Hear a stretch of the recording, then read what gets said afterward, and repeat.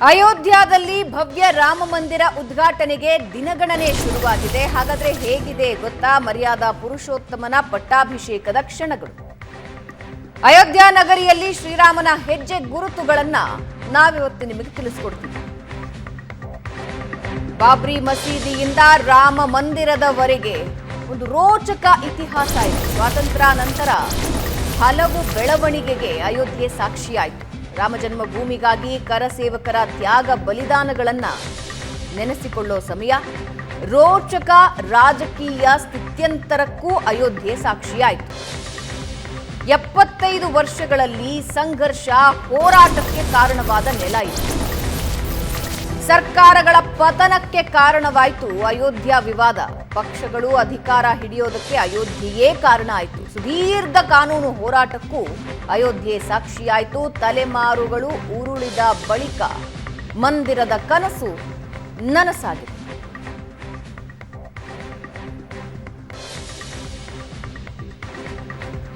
ಅಯೋಧ್ಯ ರಾಮ ಮಂದಿರ ಉದ್ಘಾಟನೆ ಇದೆಯಲ್ಲ, ಇದು ನಿರಂತರ ಹೋರಾಟದ ಫಲ. ಬೀದಿಗಿಳಿದು ಒಂದು ಕಡೆ ಹೋರಾಟ ಮಾಡಿದ್ರೆ ಕಾನೂನಾತ್ಮಕ ಹೋರಾಟಗಳು ನಡೆದವು. ಆ ಎಲ್ಲದರ ನಂತರವೇ ಈಗ ರಾಮ ಮಂದಿರ ನಿರ್ಮಾಣವಾಗಿ ಉದ್ಘಾಟನೆಗೆ ದಿನಗಣನೆ ಆರಂಭ ಆಗಿರೋದು.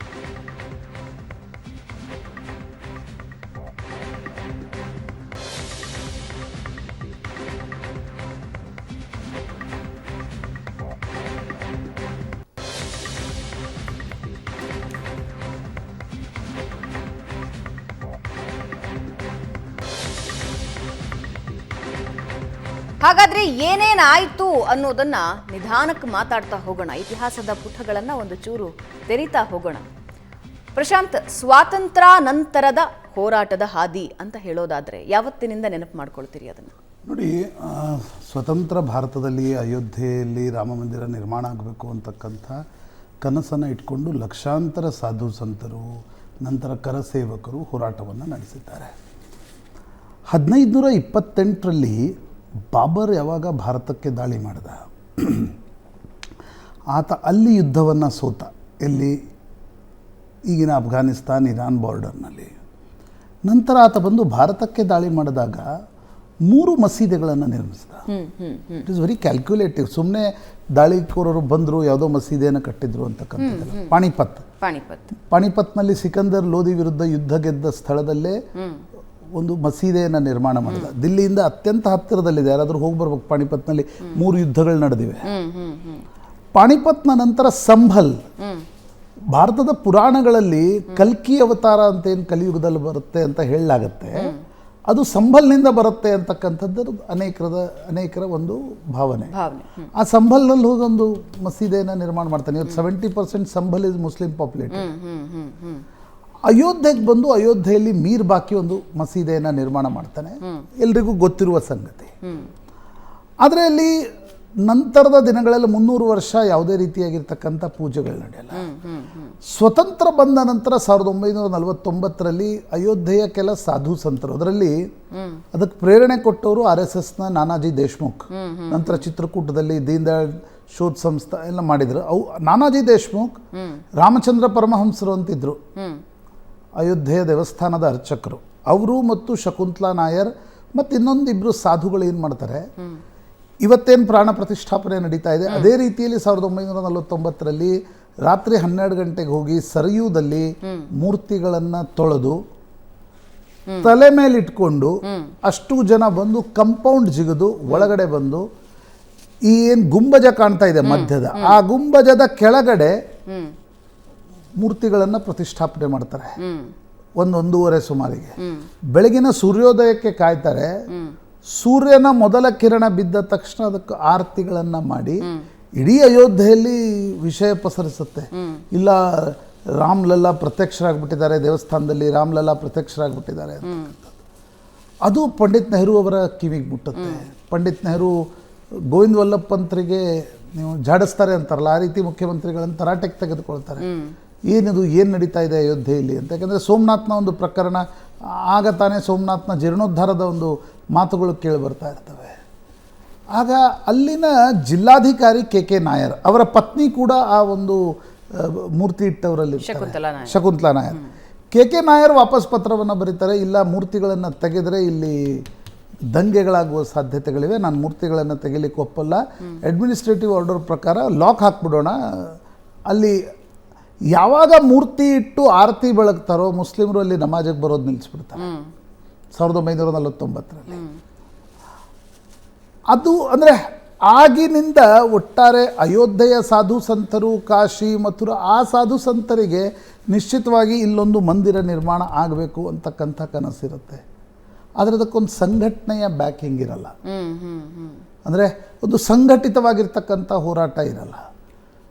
ಸಾಧು ಸಂತರು ಕೇಳ್ತಾ ಇರ್ತಾರೆ, ಇಲ್ಲ ರಾಮ ಮಂದಿರ ನಿರ್ಮಾಣ ಆಗಬೇಕು, ರಾಮ ಮಂದಿರ ನಿರ್ಮಾಣ ಆಗಬೇಕು. 80ರ ದಶಕದಲ್ಲಿ 81ರಲ್ಲಿ ವಿಶ್ವ ಹಿಂದೂ ಪರಿಷತ್ ತನ್ನ ಒಂದು ಮೊದಲ ಏಕಾತ್ಮತಾ ಯಾತ್ರೆಯನ್ನು ನಡೆಯುತ್ತೆ. ದೊಡ್ಡ ದೊಡ್ಡ ಗಂಗೆಯ ನೀರನ್ನು ಹೊತ್ಕೊಂಡಿರ್ತಕ್ಕಂಥ ಕಲಶಗಳು 3 ಲಕ್ಷ ಹಳ್ಳಿಗಳಿಗೆ ಅದನ್ನು ತೆಗೆದುಕೊಂಡು ಹೋಗ್ತಾರೆ. ಜನ ಸಾವಿರಾರು ಸಂಖ್ಯೆಯಲ್ಲಿ, ಗಂಗೆಯ ನೀರು ಪವಿತ್ರ ಅಂತಕ್ಕಂಥದ್ದು ಎಲ್ರಿಗೂ ಗೊತ್ತಿರುವ ಸಂಗತಿ. ಸಾವಿರಾರು ಸಂಖ್ಯೆಯಲ್ಲಿ ಹೋದಲ್ಲೆಲ್ಲ ಜನ ಅಲ್ಲಿ ಸೇರ್ಲಿಕ್ಕೆ ತೊಡಗ್ತಾರೆ. ಆಗ ವಿಶ್ವ ಹಿಂದೂ ಪರಿಷತ್ 84ರಲ್ಲಿ ಇವತ್ತಿನ ವಿಜ್ಞಾನ ಭವನ ಏನಿದೆ ನೋಡಿ, ಕೇಂದ್ರ ಸರ್ಕಾರದ ಅಧೀನದಲ್ಲಿರ್ತಕ್ಕಂಥ ವಿಜ್ಞಾನ ಭವನವನ್ನು ಧರ್ಮ ಸಂಸತ್ ಸಭೆ ನಡೆಸಲಿಕ್ಕೆ ಕೊಡ್ತಾರೆ ರಾಜೀವ್ ಗಾಂಧಿ. ಧರ್ಮ ಸಂಸತ್ನಲ್ಲಿ ಮೊದಲ ಬಾರಿ ಒಂದು ನಿರ್ಣಯವನ್ನು ತೆಗೆದುಕೊಳ್ಳಲಾಗತ್ತೆ, ಅಯೋಧ್ಯೆಯ ರಾಮ ಮಂದಿರ ಲಿಬರೇಟ್ ಆಗಬೇಕು, ಅಂದರೆ ಅದು ಮಸೀದೆಯಿಂದ ಮುಕ್ತ ಆಗಿ ಮಂದಿರ ನಿರ್ಮಾಣ ಆಗಬೇಕು ಅಂತಕ್ಕಂಥ ಮೊದಲ ನಿರ್ಣಯವನ್ನು ವಿಶ್ವ ಹಿಂದೂ ಪರಿಷತ್ನ ಧರ್ಮ ಸಂಸತ್ ತೆಗೆದುಕೊಳ್ಳುತ್ತೆ. ಅದರ ಪೇಜಾವರ ಶ್ರೀಗಳು ಎಲ್ಲ ಇರ್ತಾರೆ.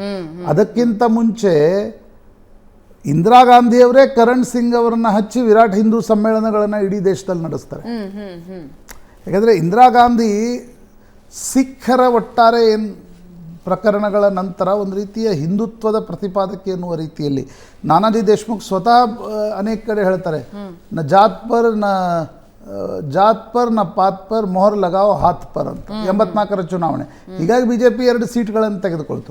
ಇಡೀ ಸಂಘ ಪರಿವಾರ ಇಂದಿರಾ ಗಾಂಧಿಯವರನ್ನ ಬೆಂಬಲಿಸುತ್ತಾಗ ಈ ಒಂದು ಧರ್ಮ ಸಂಸತ್ನ ನಿರ್ಣಯದ ನಂತರ ನೋಡಿ 85ರ ಏಪ್ರಿಲ್ನಲ್ಲಿ ಏಕಾಏಕಿ ಸುಪ್ರೀಂ ಕೋರ್ಟ್ನ ಒಂದು ನಿರ್ಣಯ ಬರುತ್ತೆ. ಇಂದೋರ್ನ ಮಹಿಳೆ ಶಾಬಾನೋ ಅವಳು ಜೀವನಾಂಶವನ್ನು ಕೇಳತಕ್ಕಂಥ ಒಂದು ಪ್ರಕರಣ ಸುಪ್ರೀಂ ಕೋರ್ಟ್ನಲ್ಲಿ ಹೋದಾಗ ಸುಪ್ರೀಂ ಕೋರ್ಟ್ ಹೈಕೋರ್ಟ್ನ ಆದೇಶವನ್ನು ಎತ್ತಿ ಹಿಡಿಯುತ್ತೆ 172, 78. ನೋಡಿ ಮುಸ್ಲಿಮ್ರಲ್ಲಿ ಹೇಗಿದೆ, ನೀವು ಸೆಟ್ಲ್ಮೆಂಟ್ ಇದ್ದದ್ದು ಪೀರಿಯಡ್ ಅಂತಾರೆ 3 ತಿಂಗಳಲ್ಲಿ ನಡಿಬೇಕು, ಡೈವರ್ಸ್ನ 3 ತಿಂಗಳಲ್ಲಿ. ನಂತರ ಜೀವನಾಂಶ ಕೊಡ್ತಕ್ಕಂಥ, ಈಗ ನಾವು ಹಿಂದೂಗಳಲ್ಲಿ ಹೇಗೆ ಒಂದು ಮೇಂಟೆನೆನ್ಸ್ ಕೊಡುವ ಪದ್ಧತಿ ಇದೆ, ಮುಸ್ಲಿಮರಲ್ಲಿ ಆ ಪದ್ಧತಿ ಇಲ್ಲ ಶರಿಯತ್ ಪ್ರಕಾರ. ನೀವು ಮೊದಲು 3 ತಿಂಗಳಲ್ಲಿ ಏನು ಸೆಟ್ಲ್ಮೆಂಟ್ ಮಾಡ್ಕೋಬೇಕು, ನಂತರ ಕೊಡಲಿಕ್ಕೆ ಶರಿಯತ್ನ ವಿರೋಧ ಇದೆ. ಸುಪ್ರೀಂ ಕೋರ್ಟ್ ಅಂತ ಹೇಳುತ್ತೆ, ಇಲ್ಲ ಅವಳು ಜೀವನಾಂಶವನ್ನು ಕೇಳ್ತಿದ್ದಾಳೆ. 72 ವರ್ಷದ ಮುದುಕಿ ಅವಳು ಶಾಬಾನು, ಅವಳು ತನ್ನ ಪತಿಯಿಂದ ಕೇಳ್ತಾಳೆ.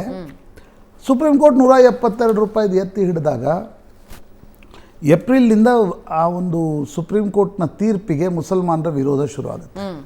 GM ಬನಾತ್ವಾಲಾ ಇರ್ತಾರೆ, GM ಬನಾತ್ವಾಲಾ ಕೇರಳದ ಆಲ್ ಇಂಡಿಯಾ ಮುಸ್ಲಿಂ ಲೀಗ್ನ ಸಂಸದ. ಅವರೊಂದು ಪ್ರೈವೇಟ್ ಮೆಂಬರ್ ಬಿಲ್ಲನ್ನು ಮೂವ್ ಮಾಡ್ತಾರೆ. ಅನೇಕರಿಗೆ ಪ್ರೈವೇಟ್ ಮೆಂಬರ್ ಬಿಲ್ ಅಂದರೆ ಗೊತ್ತು, ಸರ್ಕಾರ ಬಿಲ್ಗಳನ್ನು ಮೂವ್ ಮಾಡೋದು ಬೇರೆ, ಸಂಸದರಿಗೂ ಪ್ರೈವೇಟ್ ಮೆಂಬರ್ ರೀತಿಯಲ್ಲಿ ಬಿಲ್ಗಳನ್ನು ಮೂವ್ ಮಾಡೋ ಅಧಿಕಾರ ಇದೆ. ಅದು ಬೆಂಬಲ ವ್ಯಕ್ತವಾದರೆ ನಂತರ ಅದನ್ನು ಸರ್ಕಾರ ಅಪ್ರೋಪ್ರಿಯೇಟ್ ಮಾಡ್ಕೋಬೇಕು ಅಂತಕ್ಕಂಥ ಪ್ರೈವೇಟ್ ಮೆಂಬರ್ ಬಿಲ್ಲನ್ನು ಮೂವ್ ಮಾಡ್ತಾರೆ. ಆಗಸ್ಟ್ 15, ನಾನು ಅನೇಕ ಪುಸ್ತಕಗಳಲ್ಲಿ ಓದಿರುವ ಪ್ರಕಾರ ಅವತ್ತು 1985 ಆಗಸ್ಟ್ 15 ಅಸ್ಸಾಂ ಅಕಾರ್ಡ್ ಸೈನ್ ಆಗಬೇಕಾಗಿರುತ್ತೆ. ಅಸ್ಸಾಂ, ನಾಗಾಲ್ಯಾಂಡ್, ಪಂಜಾಬ್ 3 ಅಕಾರ್ಡ್ಗಳು ರಾಜೀವ್ ಗಾಂಧಿ ಸಂದರ್ಭದಲ್ಲಿ ಒಪ್ಪಂದಗಳು ಆಗ್ತವೆ. ಆ ಅಸ್ಸಾಂ ಒಪ್ಪಂದದ ದಿನ ರಾಜೀವ್ ಗಾಂಧಿ ಎಲ್ಲರೂ ಹೋದ್ಮೇಲೆ ಗೃಹ ಸಚಿವ SP ಚೌಹಾಣ್, ನಂತರ ನಮ್ಮ ಆರಿಫ್ ಮೊಹಮ್ಮದ್ ಖಾನ್ ಇವತ್ತಿನ ಕೇರಳ ಗವರ್ನರ್ ಇರ್ತಾರೆ, ಅವರು ಮಿನಿಸ್ಟರ್ ಆಫ್ ಸ್ಟೇಟ್ ಇರ್ತಾರೆ, ಮತ್ತು ಕೆಲ ಅಧಿಕಾರಿಗಳನ್ನು, ನಂತರ ಚುನಾವಣಾ ಅಧಿಕಾರಿ ಆದರು ವಜಾಹತ್ ಹಬೀಬುಲ್ಲಾ, ಇವರೆಲ್ಲರನ್ನ ಕರೆದು ಕೇಳ್ತಾರೆ, ಕ್ಯಾ ಕರ್ನಾ ಚಾಹಿಯೆ, ಬನಾತ್ವಾಲಾ ಪ್ರೈವೇಟ್ ಮೆಂಬರ್ ಬಿಲ್ ಮೂವ್ ಮಾಡಿದ್ದಾರೆ. ಆಗ ಆರಿಫ್ ಮೊಹಮ್ಮದ್ ಖಾನ್ ಹೇಳ್ತಾರೆ, ನಾವು ವಿರೋಧ ಮಾಡಬೇಕು, ಸುಪ್ರೀಂ ಕೋರ್ಟ್ ತೀರ್ಪು ಸರಿ ಇದೆ, ಶರಿಯತ್ ಪ್ರಕಾರ ಕೂಡ ಇವತ್ತಿನ ಮುಸ್ಲಿಂ ಮೌಲ್ವಿಗಳು ಮತ್ತು ಇಡೀ ಮುಸ್ಲಿಂ ಸಮುದಾಯ ಕೇಳ್ತಾ ಇರ್ತಕ್ಕಂಥದ್ರಲ್ಲಿ ಸರಿ ಇಲ್ಲ, ನಾವು ಅದನ್ನು ತಿಳಿಸಿ ಹೇಳಬೇಕು ಅಂತ ಹೇಳ್ತಾರೆ. ದೇರಿ ಕಿಸ್ ಬಾತ್ ಕಿ ಅಂತ ರಾಜೀವ್ ಗಾಂಧಿ ಕೇಳ್ತಾರೆ. ಅಂದರೆ ನೀನು ಸಂಸತ್ನಲ್ಲಿ ಹೋಗಿ ಮಾತಾಡು ಅಂತ. ಆವಾಗಲೂ ರಾಜೀವ್ ಗಾಂಧಿಯವರ ಹತ್ತಿರ ಇರ್ತಕ್ಕಂಥ ML ಪೋತೆದಾರ್ ಹೇಳ್ತಾರಂತೆ ಮಾತಾಡಬೇಡ ನೀನು ಅಂತ. ಯಾರಿಗೆ? ಆರಿಫ್ ಮೊಹಮ್ಮದ್ ಖಾನ್ರಿಗೆ. ಅಂದರೆ ರಾಜೀವ್ ಗಾಂಧಿ ಯಾವಾಗೂ ಬದಲಾಗ್ಬೋದು, ನೀನು ಮಾತಾಡಬೇಡ ಅಂತ. ಆದರೆ ಆರಿಫ್ ಮೊಹಮ್ಮದ್ ಖಾನ್ ಹೋಗಿ ಸಂಸತ್ನಲ್ಲಿ ಒಂದು ಭಾಷಣ ಮಾಡ್ತಾರೆ, 3 ಗಂಟೆಗಳ ಭಾಷಣ. ಶರಿಯತ್ತು, ಹಿಂದೂ ಸ್ಕ್ರಿಪ್ಚರ್ಸು, ವಿದೇಶದಲ್ಲಿರ್ತಕ್ಕಂಥ ಮುಸ್ಲಿಂ ದೇಶದಲ್ಲಿರ್ತಕ್ಕಂಥ ಪದ್ಧತಿಗಳ ಬಗ್ಗೆ ಆರಿಫ್ ಮೊಹಮ್ಮದ್ ಖಾನ್ ಒಂದು ಭಾಷಣ ಮಾಡ್ತಾರೆ. ಆ ಭಾಷಣದ ನಂತರ ಒಂದು ಕಾಂಗ್ರೆಸ್ನಲ್ಲಿ ಆಕ್ರೋಶ, ಮುಸ್ಲಿಂ ಸಂಸದರಲ್ಲಿ ಆಕ್ರೋಶ ಶುರುವಾಗುತ್ತೆ. ಒಬ್ಬ ತೌರಾನಿನ ಯಾರೋ ಒಬ್ಬ ಕೇಂದ್ರ ಸಚಿವರು ರಾಜೀವ್ ಗಾಂಧಿ ಬಳಿ ಹೋಗಿ ಸಿಟ್ಟಿನಿಂದ ರಾಜೀನಾಮಾ ಪತ್ರವನ್ನು ಕೊಡ್ತಾರೆ. ರಾಜೀವ್ ಗಾಂಧಿ ಆ ಪತ್ರವನ್ನು ಹರಿದು ನೀನು ಮಾತಾಡು ಪಾರ್ಲಿಮೆಂಟ್ನಲ್ಲಿ. ಅಂದರೆ ನೋಡಿ, ಕಾಂಗ್ರೆಸ್ ಡೇ 1ನಿಂದ ರಾಜೀವ್ ಗಾಂಧಿ ಎಷ್ಟು ದ್ವಂದ್ವದಲ್ಲಿದ್ದರು ಅಂತ. ಆರಿಫ್ ಮೊಹಮ್ಮದ್ ಖಾನ್ರಿಗೆ ಹೇಳಿದ್ರು ನೀನು ಮಾತಾಡು ಅಂತ, ವಿರುದ್ಧ ಮಾತಾಡು. CK ಜಾಫರ್ ಶರೀಫ್ ಉಳಿದವರೆಲ್ಲರೂ ಬಂದು ಹೇಳಿದಾಗ ಪರವಾಗಿ ಮಾತಾಡು ಅಂತ ಹೇಳಿದರು. ಅದೊಂದು ರೀತಿಯ ದ್ವಂದ್ವ ಶುರುವಾಯಿತು. ಮುಸ್ಲಿಂ ಸಮಾಜದಲ್ಲಿ ಆಕ್ರೋಶ ಶುರುವಾಯಿತು. ಎಷ್ಟರ ಮಟ್ಟಿಗೆ ಆಕ್ರೋಶ ಅಂತಂದರೆ ರಾಜೀವ್ ಗಾಂಧಿಗೆ ಬಂದು ಹೇಳ್ತಾರೆ ನಾವು ಎಂದೂ ಕಾಂಗ್ರೆಸ್ಸಿಗೆ ಓಟ್ ಕೊಡೋಲ್ಲ ಅಂತ ಮುಸ್ಲಿಂ ಪರ್ಸನಲ್ ಲಾ ಬೋರ್ಡ್ನ ಸದಸ್ಯರು ಬಂದು ಹೇಳ್ತಾರೆ. ರಾಜೀವ್ ಗಾಂಧಿಗೆ ಒಂದು ಆತಂಕ ಶುರುವಾಗುತ್ತೆ. ಮುಸ್ಲಿಂ, ದಲಿತ್, ಬ್ರಾಹ್ಮಣ್ ಇದು ಕಾಂಗ್ರೆಸ್ನ ಕೋರ್ ವೋಟ್ ಆಗಿರುತ್ತೆ. ಇಂದಿರಾ ಗಾಂಧಿ ಸಂದರ್ಭದಲ್ಲಿ ಪಂಡಿತ್ ನೆಹರುವಿಂದ ಹಿಡಿದು. ಆಗ ರಾಜೀವ್ ಗಾಂಧಿ ಏಕಾಏಕಿ ಜನವರಿ 15ಕ್ಕೆ ಅನೌನ್ಸ್ ಮಾಡ್ತಾರೆ, ಇಲ್ಲ ನಾನು ಶಾಬಾನೋ ಪ್ರಕರಣದಲ್ಲಿ ಸುಪ್ರೀಂ ಕೋರ್ಟ್ನ ತೀರ್ಪಿನ ವ್ಯತಿರಿಕ್ತವಾಗಿ I will bring A woman protection bill ಅನ್ನೋದನ್ನು ಜನವರಿ 15ಕ್ಕೆ ಹೇಳ್ತಾರೆ. ಫೆಬ್ರವರಿಯಲ್ಲಿ ಆ ಬಿಲ್ಲೇ ಬಂದುಬಿಡುತ್ತೆ. ಫೆಬ್ರವರಿ 20 ಬಜೆಟ್ ಅಧಿವೇಶನದಲ್ಲಿ ಆ ಬಿಲ್ ಲೋಕಸಭೆ ರಾಜ್ಯಸಭೆಯಲ್ಲಿ ಪಾಸ್ ಆಗುತ್ತೆ. ಯಾಕಂದರೆ ಬ್ರೂಟ್ ಮೆಜಾರಿಟಿ ರಾಜೀವ್ ಗಾಂಧಿ ಬೆಳೆಯುತ್ತೆ. 414 ಇಂದಿರಾ ಗಾಂಧಿ ಹತ್ಯೆಯ ನಂತರ ಕಾಂಗ್ರೆಸ್ಗೆ ದೊರೆತಿರ್ತಕ್ಕಂಥ ಸ್ಥಾನಗಳು. ಅದು ಆ ಬಿಲ್ ತಂದ ದಿನ ಆರಿಫ್ ಮೊಹಮ್ಮದ್ ಖಾನ್ ತಮ್ಮ ರಾಜೀನಾಮೆ ಪತ್ರವನ್ನು ರಾಜೀವ್ ಗಾಂಧಿ ಕಳಿಸ್ಕೊಡ್ತಾರೆ, ನಾನು ಈ ಸಂಪುಟದಲ್ಲಿರಲ್ಲ ಅಂತ. ಆರಿಫ್ ಮೊಹಮ್ಮದ್ ಖಾನ್ ತುಂಬ ಅಂದರೆ ಅವ್ರಿಗನ್ಸುತ್ತೆ ಹಿ ಫೀಲ್ ಲೆಟ್ ಡೌನ್, ಹರ್ಟ್. ನನಗೆ ಯಾಕೆ ಹಾಗಾದರೆ ಮಾತಾಡ್ಲಿಕ್ಕೆ ಹೇಳಿದ್ರಿ, ನೀವು ಒಳ್ಳೆಯವರಾದ್ರಿ, ನನ್ನನ್ನು ಕೆಟ್ಟವರನ್ನಾಗಿ ಮಾಡಿದ್ರಿ ಅನ್ನೋದು ಆರಿಫ್ ಮೊಹಮ್ಮದ್ ಖಾನ್ ಇರುತ್ತೆ. ಕೆಲವರಿಗೆ ಆಶ್ಚರ್ಯ ಆಗ್ಬೋದು. ಆರಿಫ್ ಮೊಹಮ್ಮದ್ ಖಾನ್ರ ಮಾತಿಗೆ ವ್ಯತಿರಿಕ್ತವಾಗಿ ನಿರ್ಣಯಗಳನ್ನು ತೆಗೆದುಕೊಳ್ಳಿ ಅಂತ ರಾಜೀವ್ ಗಾಂಧಿಗೆ ಸಲಹೆ ಮಾಡಿದವರು ಯಾರ್ಯಾರು? ಇವತ್ತೆಲ್ಲ ಅವರು BJPಯಲ್ಲಿದ್ದಾರೆ. MJ ಅಕ್ಬರ್ ರಾಜೀವ್ ಗಾಂಧಿಗೆ ಹೋಗಿ ಹೇಳ್ತಾರೆ ನೀವು ಮುಸ್ಲಿಮರ ಭಾವನೆಗಳಿಗೆ ಧಕ್ಕೆ ತರಬೇಡಿ ಅಂತ.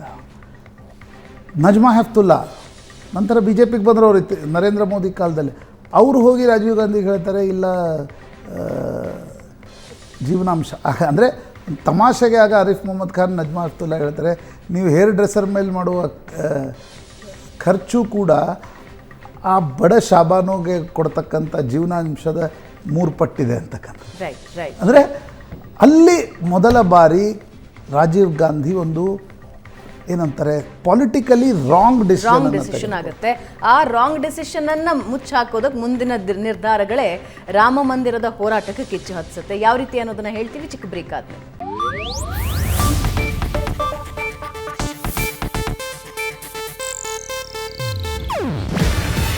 ಇದು ಏಷ್ಯಾನೆಟ್ ನ್ಯೂಸ್ ನೆಟ್ವರ್ಕ್ ಪ್ರಸ್ತುತಿ. ನೀವು ನೋಡ್ತಿದ್ದೀರಾ ಏಷ್ಯಾನೆಟ್ ಸುವರ್ಣ ನ್ಯೂಸ್.